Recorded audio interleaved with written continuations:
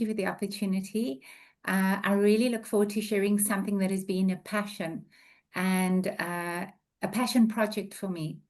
And so I'm going to share, I'm going to work through a couple of slides, and hopefully I'll lose some of the nerves as we progress. Can I share now? Cherise, can I jump in? Yes, right. Please go for it, Sam. Right. Okay, good. I hope it's the right one that I'm sharing. Is that it? Can you see that? Can see it clearly. Okay, brilliant. I will be sharing my experience of love, loss, and grief, and a very raw, heartfelt experience. And I'm going to invite you all to participate to the degree that you feel comfortable to go there. As a 4, Cherise and Lucille and everybody knows I can go there, and it's a place I'm comfortable with. And I really want to look at this place where loss, grief, and fallback shape adult maturity, and how the different types may experience and integrate grief. I'll be sharing a couple of examples of a client or two and myself, depending on time. I just want to make a disclosure up front that the information and the research that I share from the universities and the clients and the personal experiences, I will not be sharing the raw data. So I just want to say that up front, that please don't ask me about the raw data. I can't share it at this point, and I'll share why in a little bit. We'll be sharing the insights and the findings that validated my purpose and the further work that will continue in terms of grief, loss, and fallback. All right, great. So let me jump in then and go to the next slide. Whoops, that was a bit fast. Okay, what I'll be covering is firstly just setting the tone and defining the field. So what do I mean when I use concepts like grief, loss, and fallback? What does that actually mean? Because we all need to understand that reference before we really delve into what I'm sharing. I'd like to talk about what was the catalyst for me, because this is a heavy topic for a lot of people, and it's typically not a conversation that takes place in the realms of coaching. In fact, it's often avoided or sidestepped and referred to psychologists or counselors. And then what do I hope to achieve and offer to the world as a result of my work? As a 4, passion and purpose comes together, so that's important. What have I done over the past 18 to 20 months in corporate, in universities, in communities, and with individuals? So I really want to share that, my process, how I approached it, what my findings were thus far, and then my personal experience of grief, loss, and fallback as Enneagram 4, the drama queen. And then reflect on other Enneagram types experiences, invite a bit of reflection, and then how I intend to continue the work and a little bit more on that. Okay, is everybody ready? Good. I see a nod from Cherise. Thank you, Cherise, and thank you for playing that song. It's one of my favorite. Here Comes the Sun. Urania Pius always plays it in his intensive workshops, so it's a piece that's close to my heart. Okay. So the key message that I really, really would like people to leave with today is that we do not get over grief. We learn to live with it. It becomes a little companion, a big or a little companion, depending on your experience. Being resilient isn't forgetting what has happened, not forgetting. It's about integrating the experience into your life while finding the strength to live alongside it. So it becomes a companion in a true sense. It walks with you, and the shape of the grief changes, and each grief experience is different. So that's really what I want to get across, is how do we start normalizing and understanding the experience of grief and loss? All right, great. So why me? I'm just going to go through this very quickly because it just is not the core focus of my presentation. So when I talk about grief, loss, and fallback, what I talk about is all aspects of grief and loss. So I was a survivor of loss of innocence. As a young child, I experienced sexual and physical abuse, suicide of my father, the loss of a child in utero, losing my mother to stage 4 lung cancer.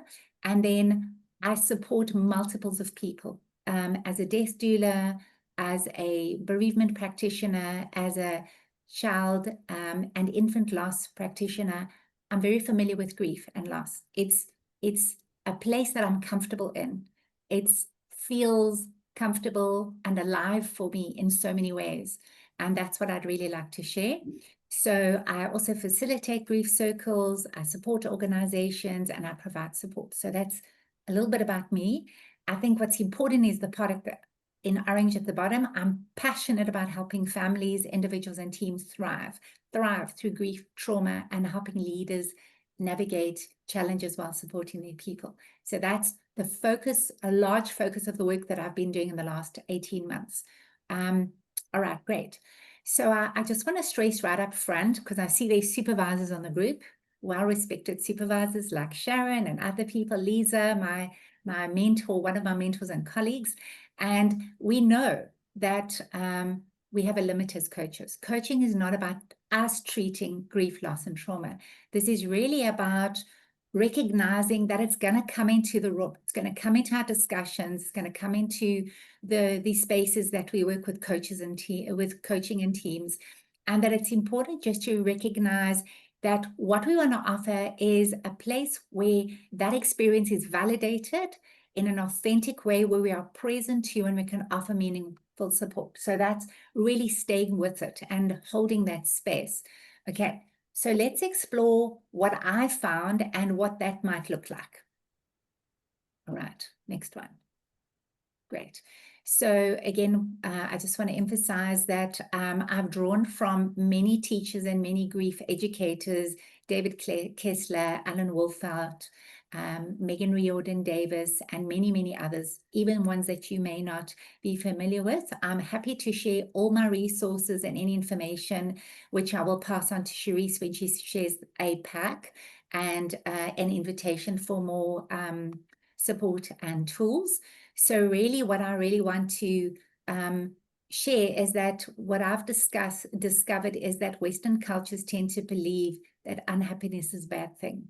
And that we think for us, most of the message is that we need to avoid the suffering. And there's often statements like, Billa Helni Sluk, show up for yourself, suck it up, and just get over it. So what we really want to do is we want to look at how do we reconcile ourselves to grief.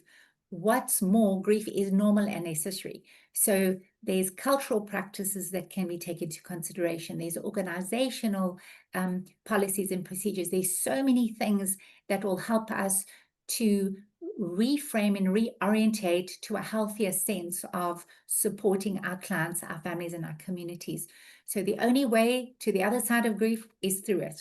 Absolutely, those of us who have lost and been through the loss of a loved one or loss in our other form knows that it's tough while you're in it, but afterwards you look back on it and you go, wow, I expanded, hopefully, and this is what I learned about myself and what I can offer to my clients and my community. All right, great. So how do we offer connection, compassion, and validation? How do we work with the impact of grief and loss, all kinds, in our lives? And how do we normalize talking about death and grief and loss in our world? How do we validate individual grief and loss experiences instead of avoiding, dismissing, or templating? That's quite important. That's what I seek to support today. All right, so let's start with some myths around grief. And I'm sure you've heard a lot of these. Okay, so myth one is grief and mourning are the same experience. Not. I'll explain that in a moment. Predictable and orderly stages of experiencing grief. It is appropriate and best to move away from the grief instead of towards it. The goal is to get over your grief following the death of someone significant to you. Tears and expressing grief are signs of weakness. Those are just some of the myths, and I think we've all come across others as well. All right, so let's look at what grief versus mourning is. Would anyone like to hazard a guess as to what the difference is between grief and mourning? You're going to need to let me know, Cherise, if there's a hand or a comment. Yes, Suzanne. I My only saw you sen- because I've got 4 pictures on my screen. So you were just lucky you're one of the 4, Suzanne. Thank you. My sense is that mourning is temporary. It may take a long time, but it ends, whereas grief is a companion that comes with you. Okay. All right. Thank you for sharing that. We'll see what I share in a moment. Anybody else want to try?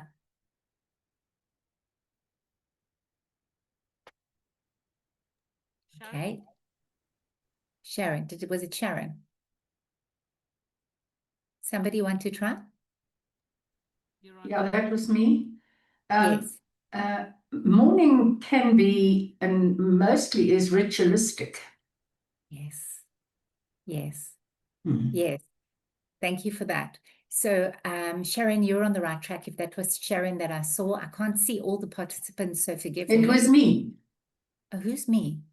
Sharon. It was me. It was Sharon. Sharon. Thank you. Hello, Sam. Okay, hello, Sharon. Forgive me if I don't see your hand raised, and I'm really a little bit technologically challenged when I present, so I'm going to leave that part to Cherise.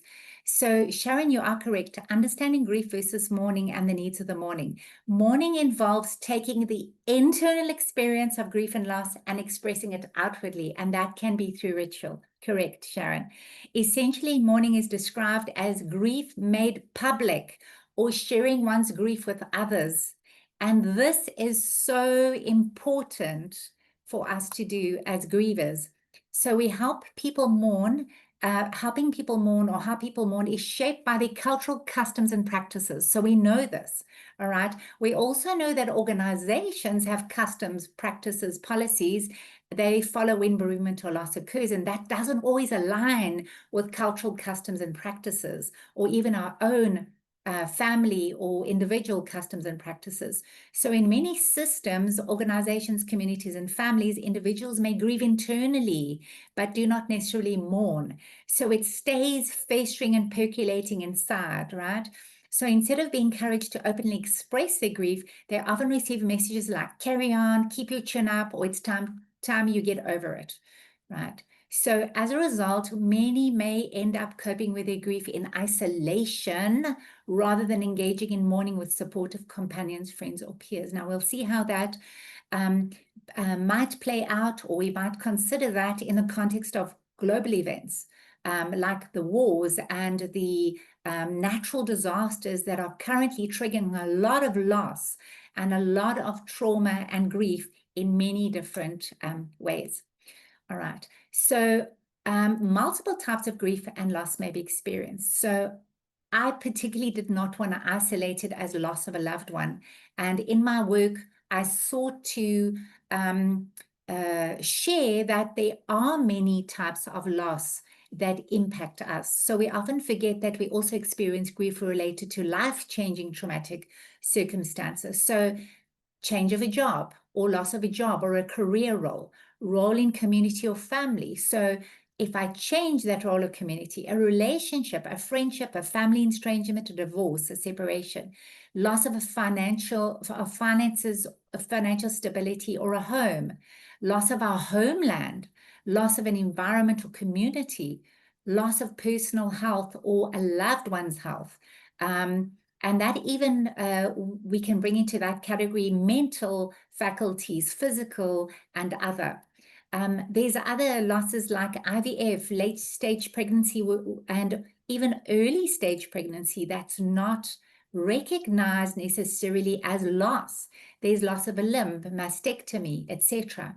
And of course, there's loss of innocence. And for you guys who follow Ingrid Hurwitz and other trauma practitioners that are really, really good at this and have delved deeper, it's things like ACEs, adverse childhood experiences, that really look at the context of that loss as well. Does this make sense, guys?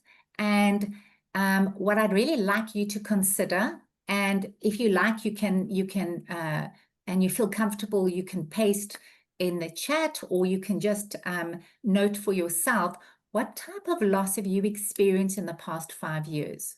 Okay, And are you still feeling the impact and the effect of this loss? Just take a moment. Fab.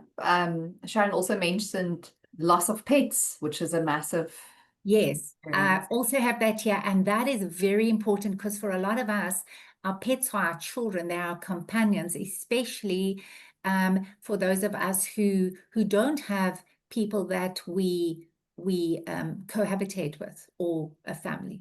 All right. So maybe just take personal stock and an audit. How many of these losses have you experienced over the past 5 years? And are you still feeling the impact of those? And maybe you could just put in the chat how many losses, and yes, if you're still experiencing the impact beyond the loss. All right, I can't see the chat, Cherie, so please let me know if anybody asks a question, okay? Yeah, I think people are just listing how many losses they've had. Denise, 6, Jacques, 2, Okay, all right, and it's still impacting yes. children and grandchildren all immigrating. Yes, And you see to say 3, Adrian 2, Sophia 7, Alison yes, says wow, 3, 1 is still impacting, Suzanne says 6, Pat says 1, no. wow, George says 2, Lucille says child immigrating, which is a big one. Lisa yes. says 2. Linda says Wow. about 6 in the last 2 years, so still Wow. impacting. Okay, okay. Karen And says now, 3. Mm.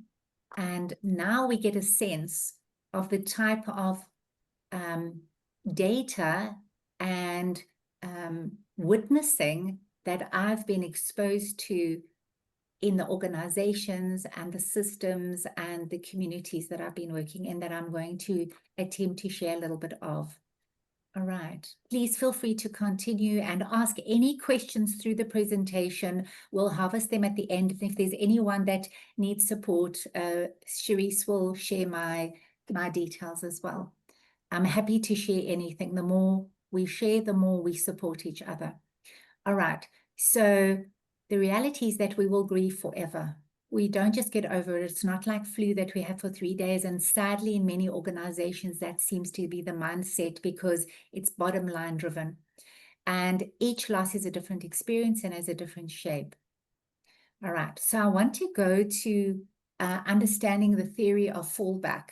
So some of you already know about fallback. I'm going to assume as I share these slides that there are people in this room or people that will be watching the recording that have no knowledge of fallback. It might be brand new to them. So Dr. Valerie Livesey, who actually supported me and was a big catalyst for me starting this work, her and Alice Agniostakis, I always get the name wrong, adult maturity specialist. Valerie defined fallback as, and she wrote a whole paper. So I've got the references there. It will be in the slide pack, and Aephoria has all this information too. And we actually are exposed to it when we're being trained in the maturity, in the adult maturity training that Aephoria provides. So the definition is fallback describes moments when individuals involuntarily, so not consciously or not deliberately, revert to less mature behaviors and struggle to access the usual perspective and wisdom. So what does that mean? Okay, let's look a little bit deeper. The way we develop and mature as adults, vertical develop, is not linear. So that's important to recognize as well. It often means that we take 2 steps forward and we expand and grow, and then 1 step back, okay? And we think, and often we say, I'm regressing. But the reality is that we take 1 step, we often take a step backwards to provide greater expansion and integration in a situation or context. Okay, so that's important. All right. So let's introduce the concept of fallback a little bit more. So fallback is not just emotional, but it's a change in one's maturity and adult development stage. So as we mature, we grow over time. There's invisible stages. We don't go, I'm now maturing in the stages of my development as an adult. It happens organically as we grow. Okay, so growth is like a fan opening inside of us, right?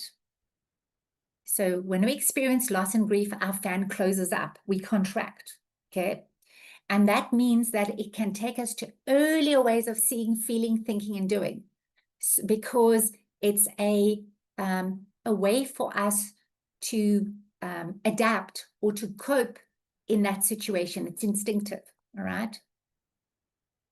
So sometimes as we process the loss, it helps us grow, and we make realizations, we integrate, and hopefully what we do is we allow that fan to slowly open up again, and maybe even opening more than it was able to open before. There's greater awareness, greater integration, greater maturity. Unfortunately, there are instances when we get stuck, and I'm sure all of you know about Dr. Julia Kukard's work on stuckness.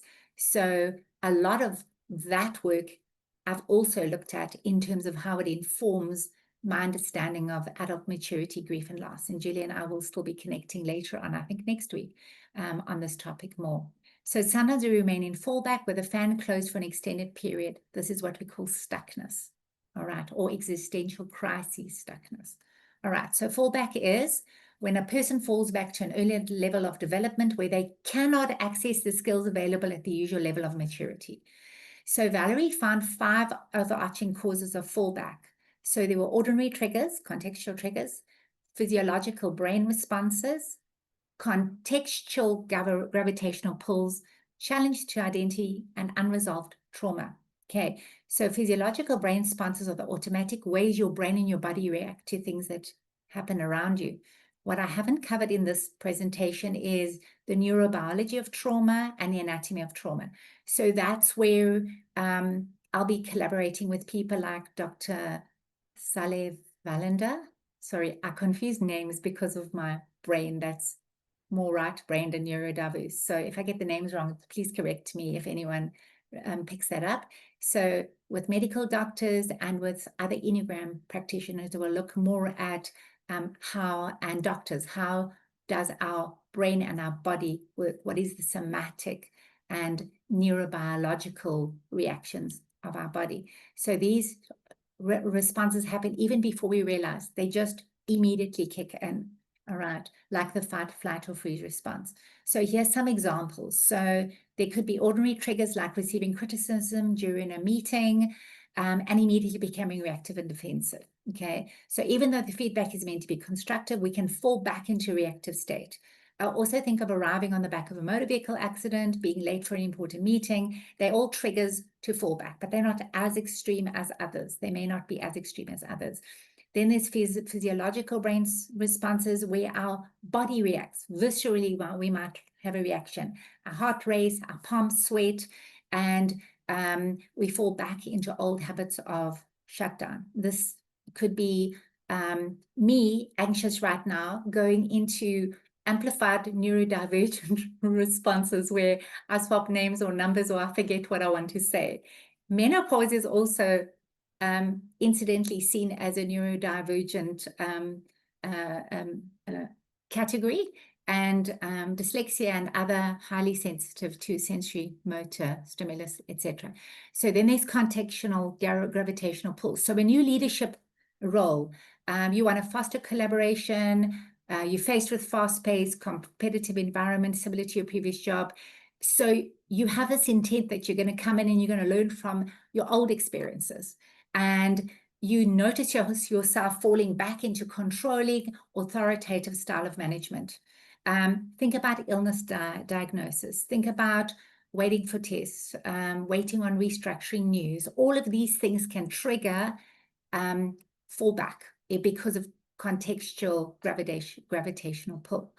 And then think about challenges to identity. So Lucille spoke about, or somebody spoke about their children leaving the country, or even an immigration, or a divorce or a separation. So that means potentially your whole identity as mother, grandmother, wife, etc. may be affected.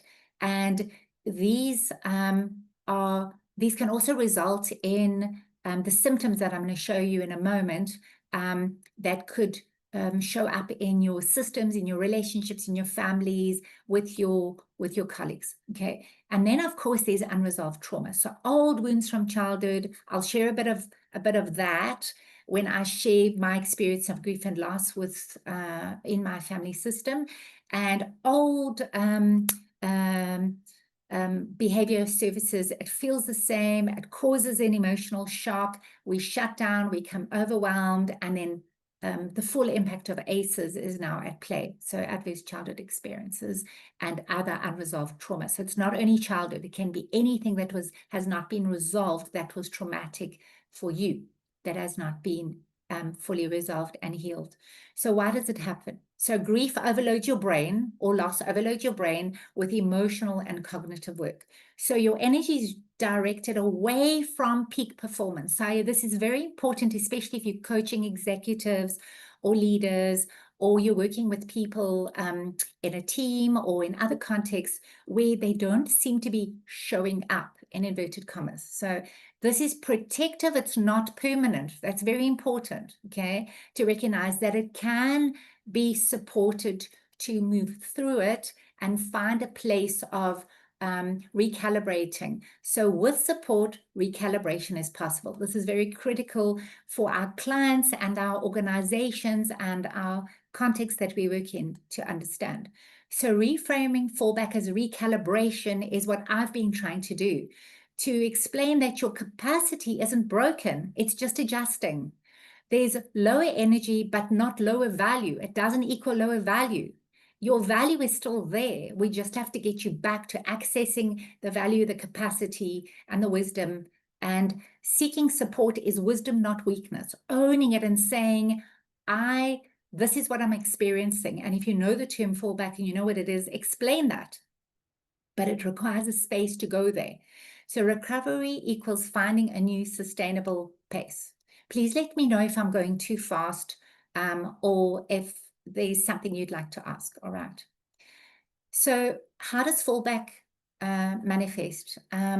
Please also pop your questions into the chat. And if it's a really burning question, just speak. Okay. And I'll pause. All right. So how fallback may manifest. Emotional withdrawal. So I pull away from social interactions. I feel unable to express or handle my grief. Increased dependence. I can't make simple decisions, not even like putting a shopping list together or parenting my child or looking after my pet. I'm unsure of my ability to manage my daily tasks, even what to wear, simple things like what to wear and what to make for dinner. All right. Difficulty in decision making. I second guess small choices. I feel overwhelmed. And now I have often imposter syndrome. I'm doubting the capacity and the ability I had in a role. And often I'm seeing this particularly in faculty and universities or senior leadership, where there's been a lot of change and a lot of uncertainty and volatility. Okay. Avoidance of responsibilities. And now I just don't want to do anything. I just want to avoid everything. I'm feeling completely overwhelmed and suffocated, and I don't know how to make sense of this or navigate it. I revert to old habits. This could be excessive sleeping, eating, smoking, addiction, anything like that. Could be old habits. It could even be compulsive behaviors or other behaviors that you thought you had mastered or dealt with. Difficulty in trusting others. So I can't form new relationships. I don't know how to trust. I don't know how to open up. I feel incapable of opening up and connecting to others. All right. And then loss of confidence in professional skills. That's what I covered earlier. Okay. So any comments or questions at this stage? Yeah. You might have more later after the breakout room. So, Cherise, I'm going to put up a slide. I'm going to ask for a breakout activity just so that we can break into groups of triads and have an opportunity to just express maybe what was shared in the chat or a little bit more based on the slide that I'm going to share. So in the breakout room, and you might want to take a screenshot of this before you go in, or take a picture with your phone, all right? Reflect on your own experience of grief and loss. So think about the times you faced grief and loss in your life. Think about how these experiences, and might be current, how they relate to fallback in terms of what we've just spoken about, all those symptoms. Don't worry about being too precise on the definitions. What does fallback mean to you? In other words, how did grief or loss cause you to fall back to a place where it didn't feel like you didn't feel capable, things just felt off? Okay, what patterns or triggers did you notice, or have you noticed during the setbacks? How did you handle or get through these moments? Okay, and then just talk in the group. You'll have 15 minutes. Okay, Cherise, will you create the breakouts and go forth, share, be blessed. Right, the breakout rooms are going to open. Great, thank you.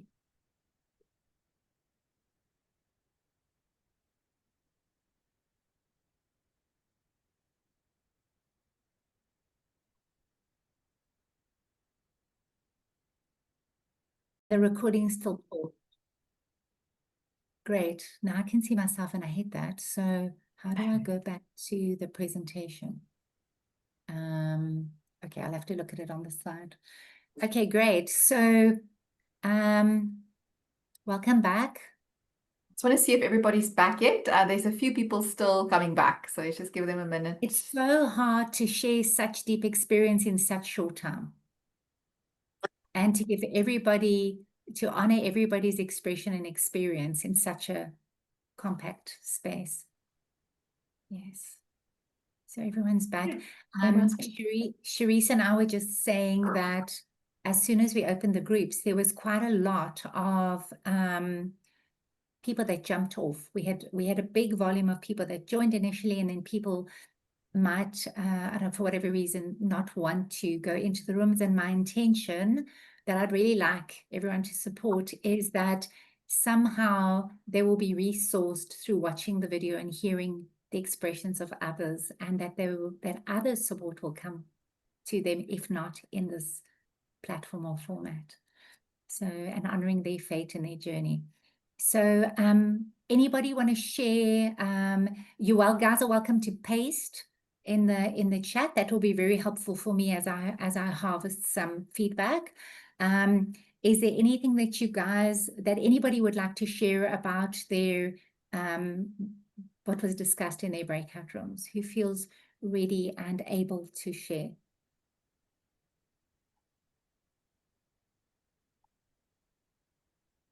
Who feels ready and able to share? Shelley has raised her hand. Shelley, Shelley Lewin. That's right. Yes, Indeed. hello Shelley. Good to see you again. Yes. Hello, My Zan. Shelley. Hello Yes, Shelley. I like that. Yeah. So I'll just share what we collectively found as common themes. So we had the common theme of the physiological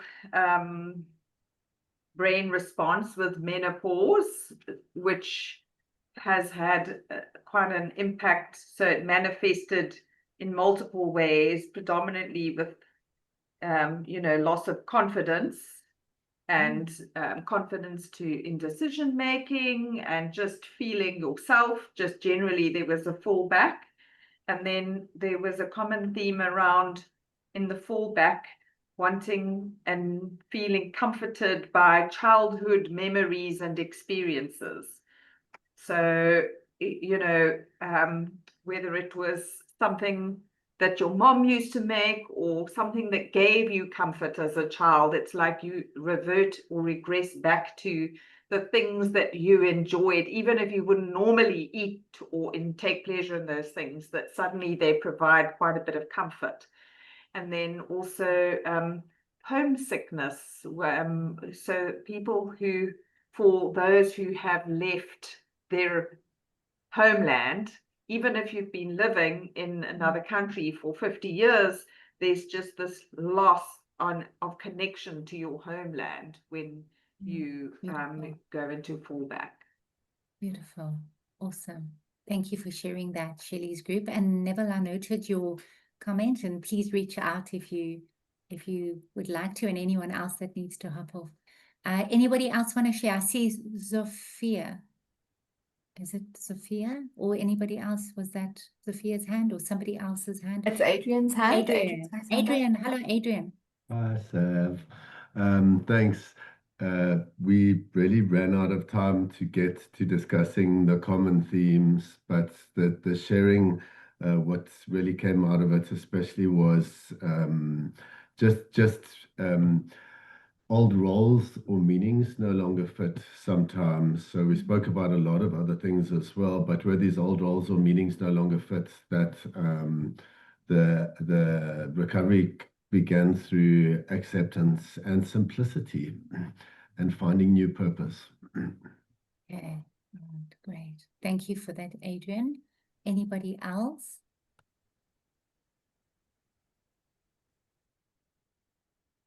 Did anybody cover personal loss of a loved one or a pet? Karen, is it Karen or Karen Tolman? It's Karen, and I was with Hello, Karen, another Karen Dutoy, and Aephoria. And in our little group, it was all of us had personal loss and trauma linked to the personal loss. And I think we spoke mostly also about our personal stories and sharing and supporting each other, actually. And then what came out was that how different the process can be, the grieving process, when one has the right support, the dignity and the right support.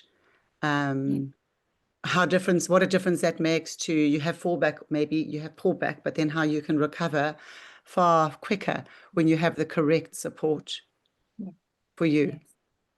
Absolutely, Karen. Thank you for sharing that. And that what I experienced in my findings in our interviews as well is where there's a lack of support, or people are not equipped, they're ill-equipped in organizations or families to support that. There often is a really much deeper experience, or more extreme experience of fallback. Thank you for sharing that, and for sharing that and being so vulnerable to each other in the room. Appreciate that. Anyone? Can I ask you one more question? Sorry, Sav. So what came up is that's depression as a result of trauma, a traumatic loss experience, experience, leading to depression. Well, post-traumatic stress, that's PTSD basically.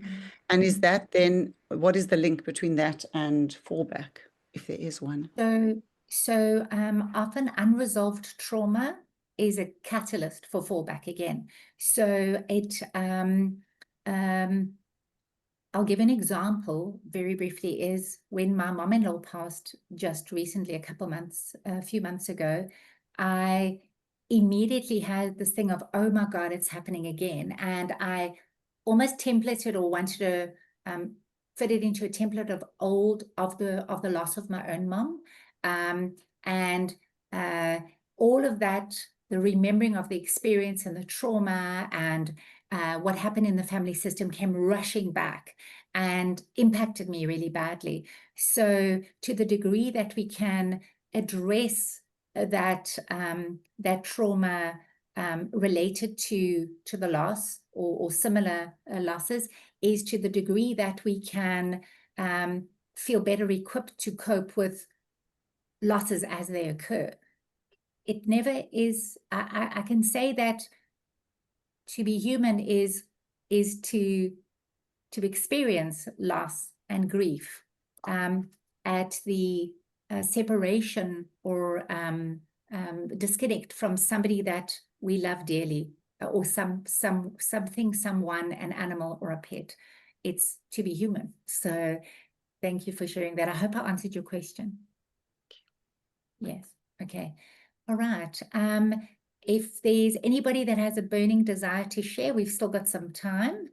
I want to share what happened in their group. We had 6 groups. So which groups have not spoken yet that who would still like to share? Sarah, which group were you in?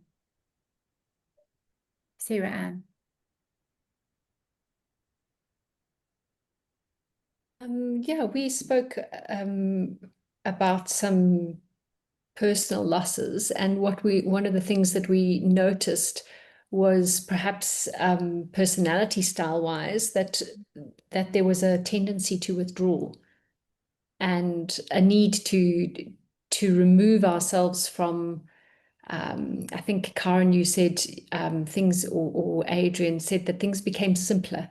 So the need to simplify and take, sort of withdraw internally and take care of our hearts. Okay, great. Thank you for sharing. Are there any other groups? Sharon, your group? Sharon, and Lisa, I think we're in the same group. Yeah, it was Lisa and I, and then Pat joined us. Pat hadn't been part of the fallback conversation because she'd had to step out of the room. So, yeah, we discussed various situations between us. Two of us had health situations, which was that loss of mobility, that loss of ability.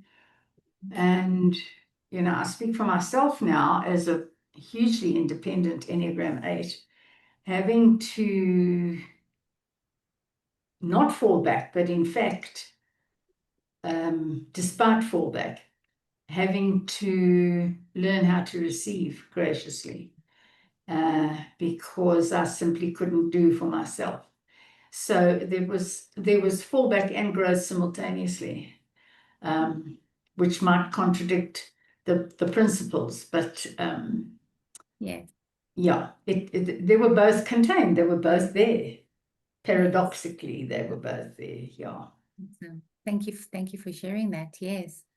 Anyone else want to share about what was discussed in their group or shared in their group? I can share. So I was with Linda Rickers and another participant that already left, Nilsson, I think. And apologies if I'm saying the wrong name. So what came, at least in my perspective, is in fact the vulnerability that one feels when are in those situations that make us then fall back. And the loss of confidence and the uncertainty of what that entails, and those moments where one loses completely their own ground. I don't know if Linda and Ricos, you want to add something else. And yeah, sorry, this also perspective when things add on. That is also very, very disturbing. Thank you. Thank you, Anna. Rickus, do you want to add anything to Anna? Who else was in the room with Anna? Linda? I think that was a good summary. Okay, thank you, Rickus. Linda, do you want to add anything? No. Okay, great. We're All on right. time check, Sav. Thank you. Thank you. So I'm going to move on. I'm just trying to find my presentation. Okay. I can't see you guys now. You've disappeared, but I'm going to move on now. So people ask me, why have I moved into this work? And the calling to do this work was really, I had already begun working and credentialing and training in the psychopomp world and supporting bereavement and loss. And my mom was suddenly diagnosed in 2022 with stage 4 lung cancer and passed within 4 days. There was no time to process. And my journey through grief as a type 4, the shadow, the suffering, the gifts, and the insights, I'll tell you more about that later. But that was the catalyst. And I want to say, I feel like she's more present to me in what some people might think a weird way than she ever was in life, in terms of supporting me and the connection and me continuing with what she inspired in me and was the catalyst, and her death was a catalyst for in me. So my mission and my passion is to continue the work I started before the pandemic, to educate, support people to thrive, people, teams, communities, and enable coaches, leaders, practitioners to support their clients. So that was the catalyst, was a big catalyst for me. And what I really want to do is to offer the support to people, practitioners, to give a greater understanding through the lens of the Enneagram and the adult maturity and how that might look, play out, and impact us. So I want to consolidate those findings and realize the offering into some kind of format that can be consumed and used, whether they're kits, workshops, tools, etc. Thank you, Sharon. I know you're a member of Death Cafe, and those are really, really powerful. Okay. And I really want to realize the offering of what I envisioned as practical insights, guidance, and tools. So that's what I want to do with this work. So I want to just quickly run through my process and my findings. So over a period of 18 months since my mom passed, I really, really did a lot of masterclasses, workshops, small groups, one-on-one meetings, interviews, and sessions. And really what I wanted to do was validate my sense of the need for this work, and also to check my hypotheses, right? That,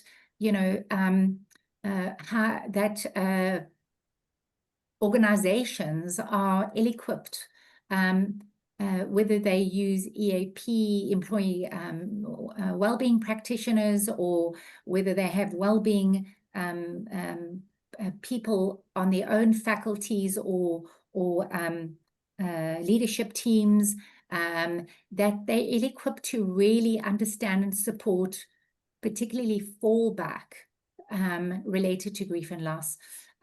So I started exploring, I set up meetings with global adult maturity specialists like Valerie, Livesey, Alice, Julia.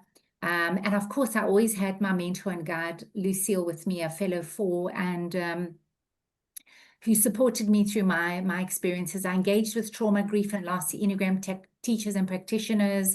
I chatted to people like Holly, who's an IEA practitioner, professional practitioner, connected with Dr. Sally Valander, viewed and participated in discussions and forums with Ingrid, who I've had a connection with over a number of years. And then I connected with end-of-life employee wellness services and other palliative care services, including people that run forums like death cafes and grief circles globally. I started to understand what they were experiencing. I asked them questions. They were very keen to support the work. And right through delivering the workshops, documenting and supporting my grief and loss journeys with families, communities, infant and child loss, and through the research within the organizations, I had a very clear answer. The work has to be done. The research and the findings and the interviews and the building of the resources and enabling practitioners, coaches, and people that work with people really has to be done. So like an Enneagram book or an Enneagram workshop or a children's book or whatever that looks like, this became some of the ideas I started to throw around in terms of realizing the end goal. So in the interest of the time, I'm not going to go through the stats that I garnered from this, but I do want to show you a video that I find very, very good at landing the impact of grief and loss in the workplace. And I don't know if any of you guys know Megan Riordan-Jarvis, but we've also connected, and she's a trauma-trained clinical psychotherapist. She runs her own podcast. She's been on TEDx, and she also consults and supports communities and corporates. So I'm going to play a video of hers. Just Sharice, just shout if the sound isn't coming through clear enough. businesses are struggling to get back to work. And in the concept of getting back to work, they mean bringing people back to the office. In the year since that podcast, there's been another phrase you may have heard, quiet quitting. The same employees who were heralded as saving the day in the early days of the pandemic are now suddenly lazy, disinterested, and unwilling to work. Does that even make sense to you? People have been fundamentally changed by these last couple of years. They took their personal relationships and they put them on computer screens. They lost teams and mentors and office spaces, and they didn't even really get a chance to say goodbye. Not to mention the fact that many of those people also suffered bereavements. They had people who died, who they loved during that time. For the past 20 years, I've worked as a trauma-informed therapist specializing in grief and loss. So I've had more conversations about grief than the average bear. But when my own mother died suddenly 3 years ago, my life turned completely upside down. Within 3 weeks of her death, I was hardly sleeping, barely eating. I had problems with my memory. I couldn't recall words. I was super irritable, not fun to be around, and very anxious and self-conscious around other people. Now, as a clinician, what I knew was to expect those symptoms to lessen. That's what typically happens. What actually happened for me was my symptoms got much worse. So I knew that I needed treatment and intervention. It is really important for us to be able to know when to seek help, what that help looks like, and how to access it. You know, we spend a third of our lives at work, a third of our lives, and we invest next to nothing talking about a subject that 100% of us here will ultimately experience, which is grief and loss. Okay. Businesses. Sorry.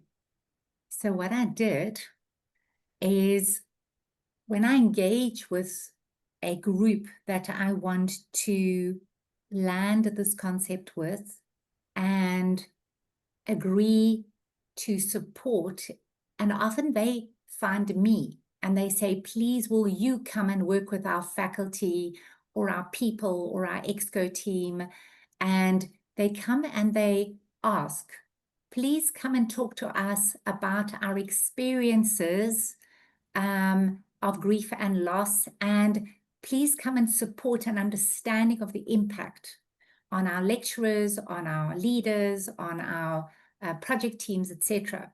And the first thing that I do is I seek support and collaboration with the head of people and well-being in the organizations. And I say, right, what is it that I have permission to ask? Where do you want to go with this? And what is your objective? And will you be available, and are there resources post the sessions to support the people? Or do you want to engage me or my colleagues to support you? So all the surveys and the interviews were approved and supported. That's important, okay? But what I really wanted to do, running in the background, was validate my hypotheses and assumptions, and very importantly, provide a space for the individuals and participants in all the instances to have the experiences validated.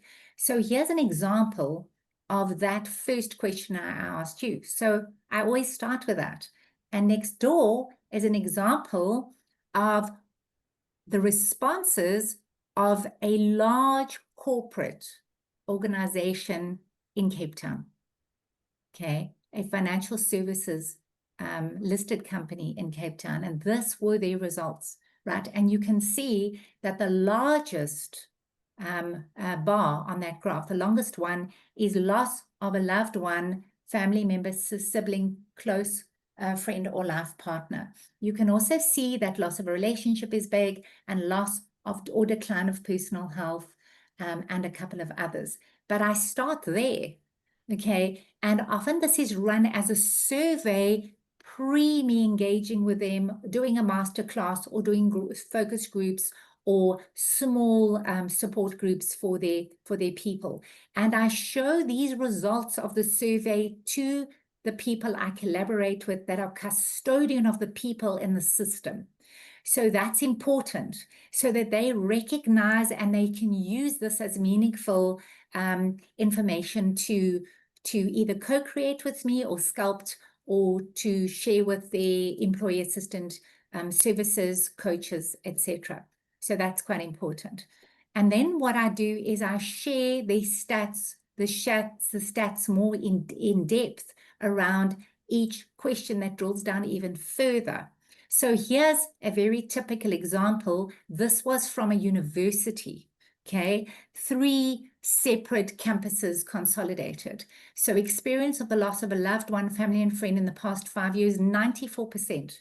So experience of multiple losses over 5 years, 72%. Now remember what we pasted in the chat group.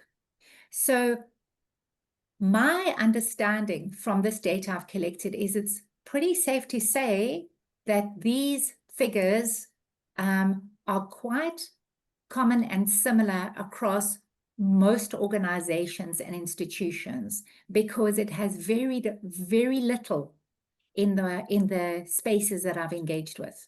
Okay, and that's over a 2-year period, and literally, just landing the impact to the people. And when I do the presentation back to the group that's interviewed, I also show this. Okay, so remember, this is anonymous surveys, so people have an opportunity to share what's happening in a safe space, unedited, in an unedited format. They can put notes, they can put comments, and right at the end, there's another questionnaire that says, what support would you appreciate? So community, for leaders within your organization, for personal losses, there's a whole menu of items they can choose. And that I also give to the client and the institutions and the communities that I work with. So that's very important, that I don't leave them hanging after harvesting this information. It's for a bigger purpose, and it's in support of changing policies, procedures, and approaches in the systems. Okay, here's another one. Are you struggling with any grief or loss experience in the last 5 years? 74%. And then I go to fallback. So remember, I have mostly, to a large degree, worked with leadership teams and with faculty. So this is important. This is one of the universities that I worked with, where they've said, we're struggling, okay, particularly as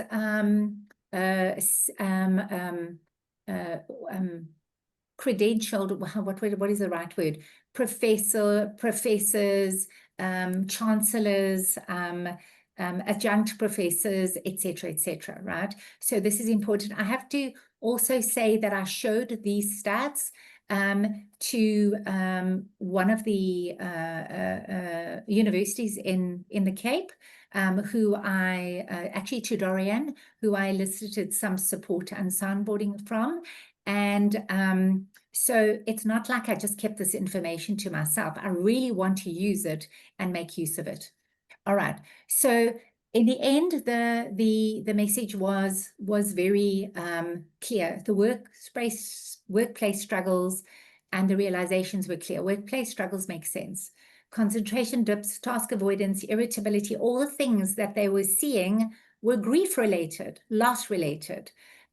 The laziness, not laziness, not flaws, but symptoms of healing at work.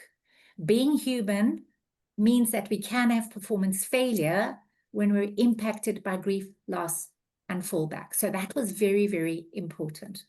All right. I'm just going to go on to the next slide just to show a case study. So I use this as a breakout for the organizations as well.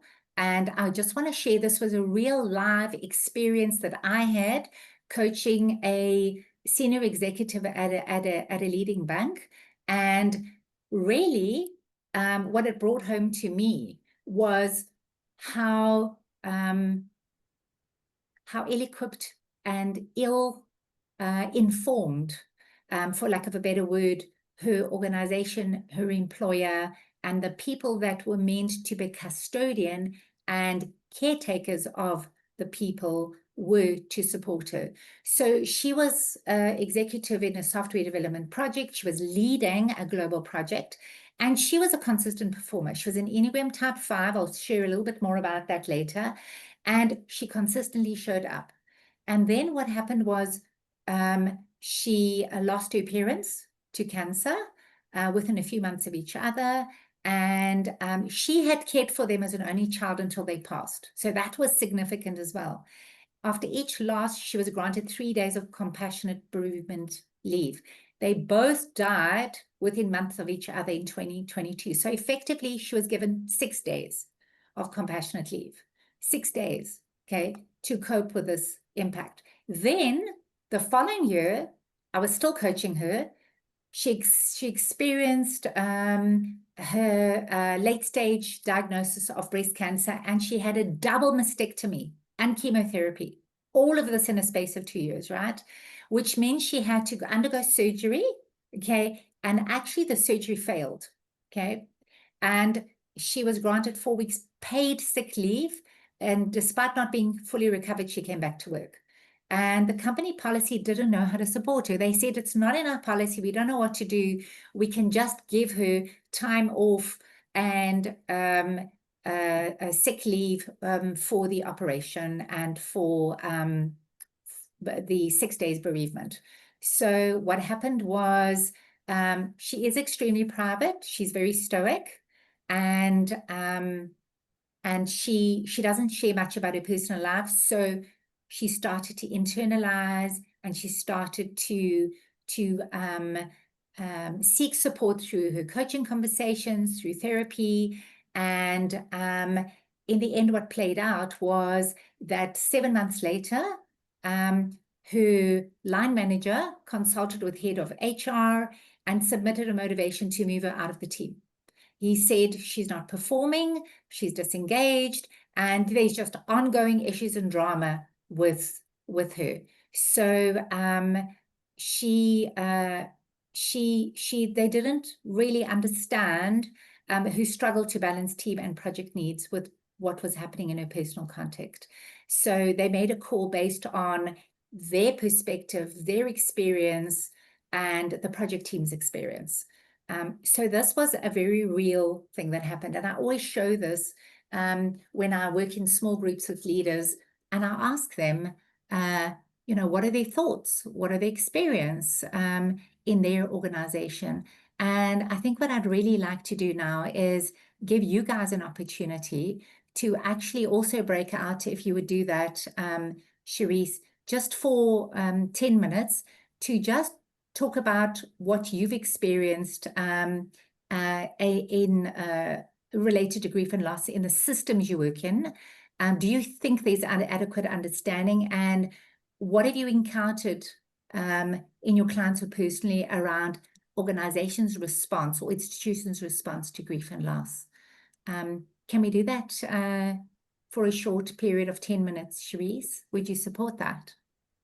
Yes, definitely. I'm just quickly creating the rooms. Okay, so guys, take a shot of the screen, and hopefully you'll end up with somebody different. And if you don't, that's also great. It's a deeper discussion. Okay. I'm going to open all the rooms. Okay. Let's open them up. And we'll see you in 10 minutes. Great.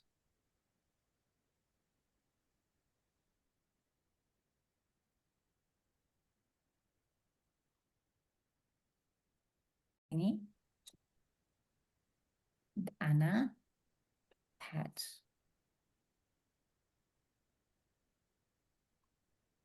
Hello, Pat. Welcome back.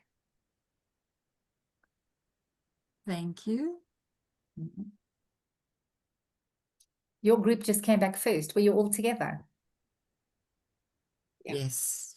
Penny, We were my sister's name is Penny. Penelope. Okay, everybody back. Welcome back, everyone. Okay, welcome back, everyone. Let me know when everyone's back, all right, Cherise, They're all back. so that I can consolidate. Now I'm just trying to find my presentation. There it is. Okay, great. So let me put the people here. Okay, great. So anybody want to share anything about from their group's discussions and reflections? Just a couple of pointers. You can also paste them in the chat if you like. How are we doing? So we ran over. I'm gonna speak. Geez, Yes, we focused really on the first question, and we didn't get to the second question. And then when the notification came up that time was almost up, we thought, okay, we'll go back to the room. Okay. But I think so two of us work for an organization, and another team member is an executive coach. Okay. I think that what did come out very strongly is that, yes, organizations have specific policies, and at least from what I shared, we have just a little better than the Basic Conditions of Employment Act, which we realize is nearly not enough really to process grief or loss. But I think that there definitely is an opportunity to make changes. So one of the ladies in our group spoke about how their organization really uses scorecards to even reach out to the leaders that have people that have experienced a loss, and there is care and support. So I think that was helpful. I'm wondering if I've summarized it well. I'm going to ask the people that I was in the group with to add to what I've not incorporated in the feedback, please. I think you did a great job, Pat. And I think we've tried to put systems in, and anyone who's had a major loss, we try and send them off for professional counseling, because we realize it's not something that you can recover from in 3 days of leave. And Penny, I'm going to put you on the spot and maybe just to ask if you feel comfortable to. Do you feel that your leaders in the organization are equipped to support their people going through loss and grief? Well, I'm in a medical practice, so they naturally are. They are caring people. So I think we really do our best, but we do realize we're not professionals for dealing with major trauma. So we do outsource that in combination with just check-ins. All right, wonderful.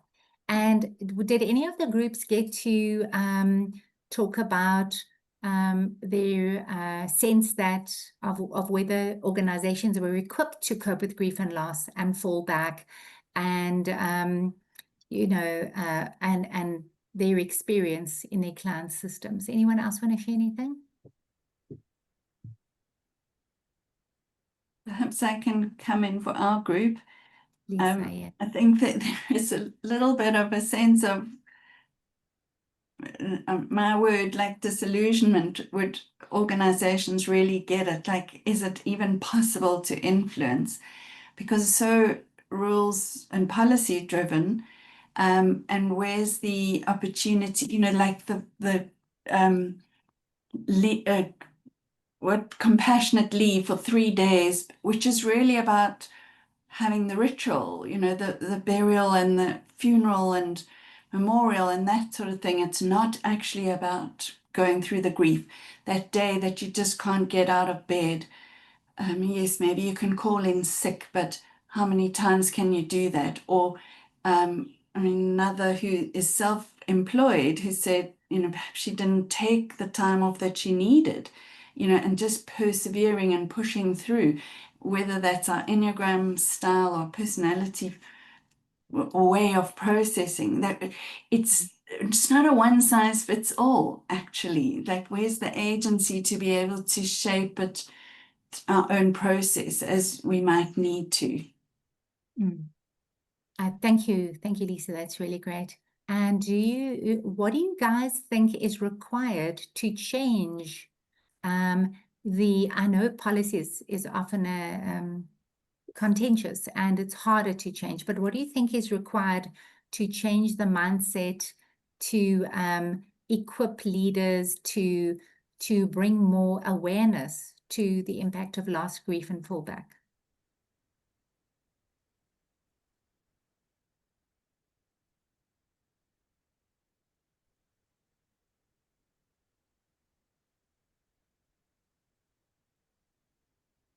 Miracle. Sorry, Rikus? A miracle? A miracle. Okay, a little bit cynical there.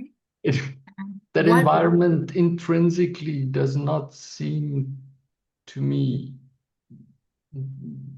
to be, I don't know, open, accessible to that, open to that, you know.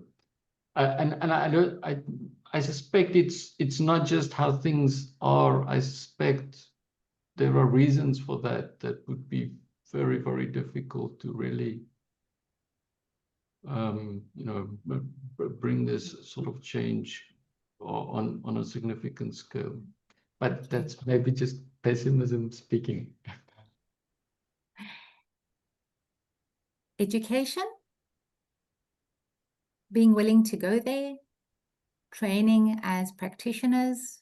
I think what Penny said is, you know, you guys took a choice, a decision to support your people. You also have the benefit of understanding the impact, the anatomy and the neurobiology of grief and loss. But it's educating. It's educating, presenting a compelling case for me would be very important. Writing those papers, getting credibility behind it. I'll share a little bit of that later. So I'm going to move on, and thank you for the comments that came through. So what I want to touch on is the Enneagram type experiences. So I'm going to start first with Jane. So Jane was an Enneagram Social 5. She still is, actually. She's since left the organization. Trifix 145. So for her, the right thing to do, watch how that plays out from her trifix, was to show up for the system. Okay, I need to secure my place and show I'm capable and competent. See the voices that are loud, coming from the different aspects of her Enneagram type. Ignore the body and signs of distress. Push on, push through. Then there were moments of mixed with moments of internal guilt, shame, and inadequacy. I need to do this. My parents would expect me to do this. Okay, the system expects it of me. I feel guilty and ashamed for asking for more. Okay, what did I do wrong that my wound is not healing when her double mastectomy wound didn't heal? Okay, less self-care resulted in greater health challenges. The more the challenges became, the less time capacity she had at home for her children and her relationship, her personal relationship. Then the anger and the frustration came, and the rage, and she went straight to her 8. And she, you know, it was an explosion and an eruption, just sharing her disappointment, her frustration, and then shut down, absolute shutdown. They in fact considered boarding her. She disengaged from work, she disengaged from life, and eventually she quit. The quiet quitting that Megan referred to in her video. The organization, I continued coaching in this organization. The organization changed nothing. Nothing. They missed all the red flags. There was no support for Jane. It was all bottom line and project focused. Go, go, go. We've restructured, we've consolidated, we've right-sized. We cannot focus on a person at the expense of the business and sustainability. That was the overarching message. And then for me, as my Enneagram type 4, SX 845, reflecting and recognizing the impact of my mom's death. So what was really interesting for me was after the fact of my mom's death, her sorting out the logistics and the taking care of all the processes that needed to be dealt with in her cremation and end of life. I then started to feel and to reflect and went through a range of emotions. But I had a proper meltdown in the middle of that. It was really in hindsight, reflecting on this fallback experience of the context of the family again, of the siblings together, that dynamic that played out in our family as a child, the sense of not feeling heard or understood, and then just recognizing that in one aspect that all I wanted to do was climb into bed with my mom when I knew that she had limited hours and days, and just hold her and just be as close to her as I possibly could physically. And really wanting to do that and being blocked by people in the system, their idea of what was right and appropriate for my mom and her passing, and at the end regretting that I didn't act on my absolute heart's desire to be with her in those last hours and to hold her as she left. And then the deep pain of abandonment and rejection from my mom, feeling that my mom had abandoned and rejected me once again, and falling back into that, the memories and the experiences, and playing over and over again how she had not been there for me and how she left me now. How could she leave me now when things were just coming right? We were just connecting. We were just coming into a place of understanding each other and connecting in a heart space, and me recognizing that my mom could only give me what she was capable of giving and what she herself had experienced in her life. And that moment when they took away my mom's casket and everybody had left and I was alone, and I just screamed and screamed and screamed and keened and howled like a wounded wolf. And my partner didn't know what to do with me. My daughter didn't know what to do with me. And I thought I literally was going to die from the pain that was exploding in my heart.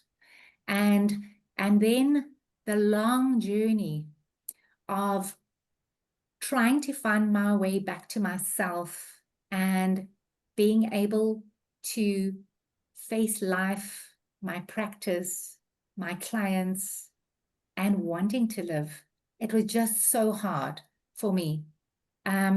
So for me as a 4, it was very important for me to be able to express and communicate in the midst of that what I was going through. And what I found was that there wasn't a safe space to do that. And recognizing that my practice has changed fundamentally in working with grief and loss because of the gift that my mom brought me, to really, really feel and understand the impact on my physical, mental, emotional, and spiritual well-being and my space as a result of her passing, and passing so suddenly. So there was a lot of drama, there was a lot of control, but there was never avoidance. I really wanted to be, to feel it and to really connect with the depth, the color, the frequency, everything related to death. I became fixated on it in a way. And for a while, that's all I could think of. A song, I saw her little socks and her little shoes in a supermarket, and I would burst into tears and go, those are mommy's slippers, or mommy loved that song, or they would play a song at a party or at an event, and I would ask for a request for them to play it again for my mom, and I'd be on the dance floor sobbing and dancing with mommy. And so for me, it played out very in a very expressive, very real way. Conversely, with my partner, who's a 5, when we lost my mother-in-law, it was a very different experience. But what it gave to me was then the opportunity 4 months ago to actually have a real, slower, tangible, reflective experience of losing somebody close to me, another mom. I'm open to questions, and I'm open to maybe just opening the room to ask for any personal experiences or reflections. I want to stop sharing. How do I do that? Let me just see. Trying to find. I think if you hover over, it says stop share at the top. Okay. So I just want to open up the room, and just in the last few minutes, I just want to say I will end the session by asking and extending an invitation to anyone who would like to continue the journey, seek support, share their insights, or collaborate further on this much needed work. But right now, I just want to hold a space for us to share about the Enneagram styles, your style, other people's styles. Yes, we will share your email and the presentation and much more that I didn't have time to share today. Thank you, Suzanne. But maybe just a popcorn style, what have you guys seen and experienced in terms of Enneagram types and how they showed up in the midst of grief and loss? Or how did you show up? Share as much or as little as you feel comfortable to. No obligation. Linda. Hi, thank you. I'm extremely moved by today. It's still very raw for me. Thank you so much for sharing the work. I really wanted to say, Enneagram style, I'm an 8, which usually means I'm super confident, I'm out there, I'm quite social, I'm, in the mix. And over the last few years, in the midst of this, cumulative grief and loss that I've experienced, I've gone to 5. I'm hiding in the cupboard just about. Yeah, I mean, I have completely, in fact, I've hidden so much, I'm in a different country. So I've really, my whole life has changed shape. And I'm starting to emerge.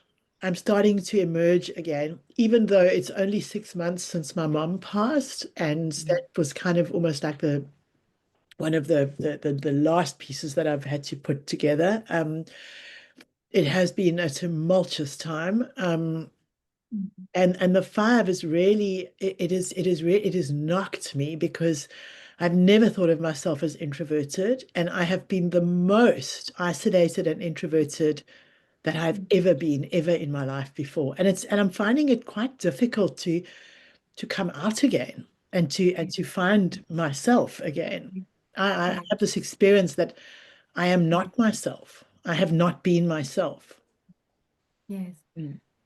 Linda, thank you for sharing. That's really beautiful and touching. And I will also be sharing some resources for an Enneagram community around grief and loss. So thank you so much for kicking us off, and thank you. I honor your journey and that of your mom and your experience. Anyone else?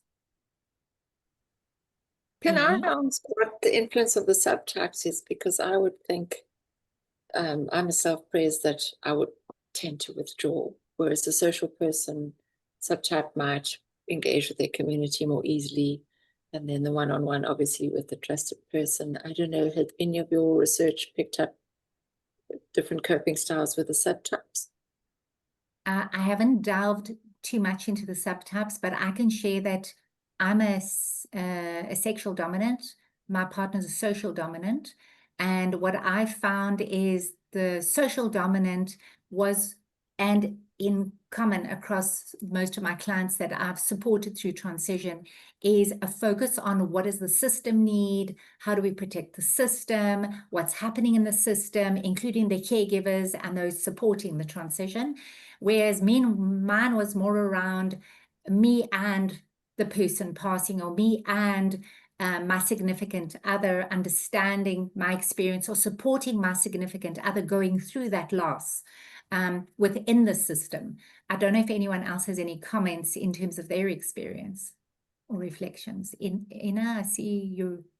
Ina, did you want to say something? No. Okay. Anyone want to ask Suzanne?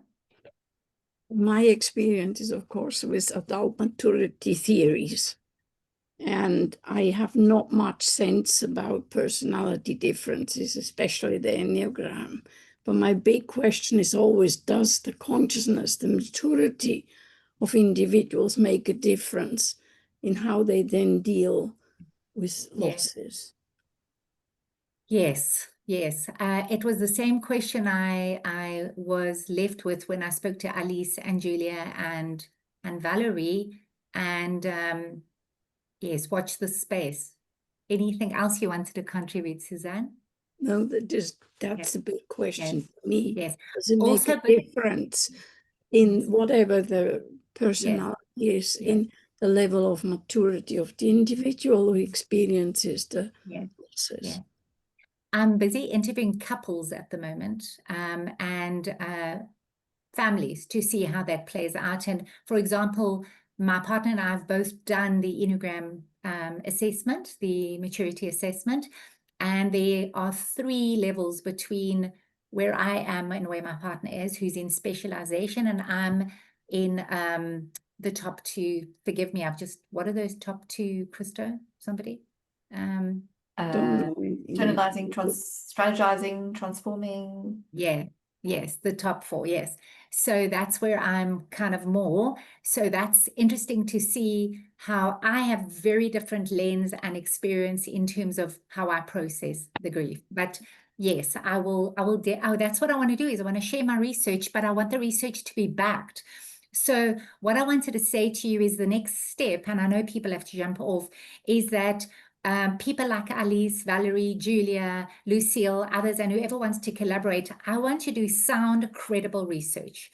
I want it to be supervised. I want rigorous research, qualitative and quantitative methodology, so that we can give compelling evidence and case for policy change, for supporting communities and practices. So if you feel that that's something you're called to, please just reach out when you receive the presentation, or just mail me direct Sav at Coach Sav. You can, that's quite simple as well. I want to close off with a quick video, and I know it's going to be a tearjerker, Linda, so here's a heads up, get your tissue. But this is a video that was recorded for the UK bereavement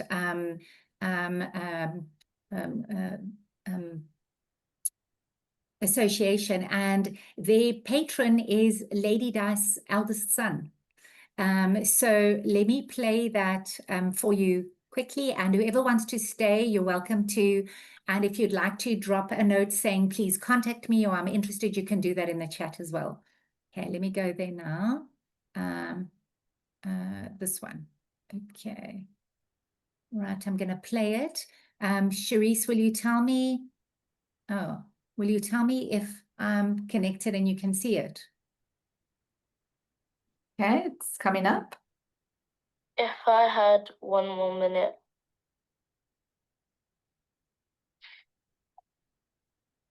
That's a hard question.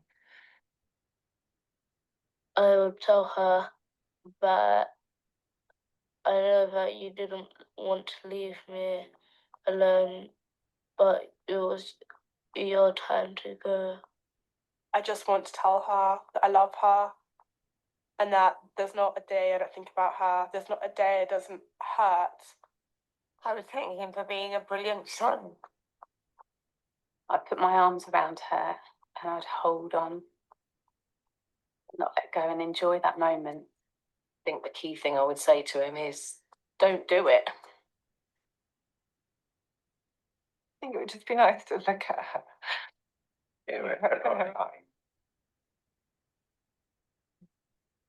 If I was able to have 1 more minute, I'd tell her I love her.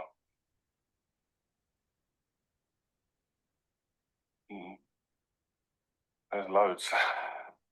I would thank her for everything she did for my boys. Yeah, it just helped to be able to know how much he did love us before he went. I'd remind her of all the wonderful things that she'd given us. And we'll never forget her, is what I'd say to her. I would say I love you, because I couldn't say that because I didn't have the chance to. Be just to tell him how much I loved him and just how proud I am of the children and just that we're doing okay. Nothing in life is so bad, particularly if you have support. I had 1 more minute. 1 more minute. If I had another minute, I'd be very grateful. Okay. So I think the key message from me is, let's be there for one another, for our clients, for our families, for humanity. Let's change. Let's be the catalyst for change. Let's be the agents for change. I know what Rick has said is it's hard. It would take a miracle. But if we come from a place of miracle consciousness and possibility, everything is possible. And that's my invitation. Who's on board with me? Who wants to support me? Okay. Thank you to all of you who shared. If you want to stay on, if you want to talk, if you need any support, please put your name in the chat. Sav at Coach Sav. You can email me. And thank you for your participation and your presence. And thank you to Cherise for holding the space. Thank you, Anna. Sav, thank you so much for your sharing. You've really touched our hearts with your own story, and everybody else for your sharing and for calling, this space and reminding us how important it is to remember to talk about grief and loss and love. So thank you so much for this. It was great. And I will be sending Coach Sav's details and the presentation and the recording by the end of the week. So please look out for that. And I'll put some information in that mail for you to share with everybody about the work that's coming and where I need the support. All right. Okay. Thank you. Thanks, everybody. You guys, go well. Have a good night. Breathe, rest, and have a hot shower or a bath.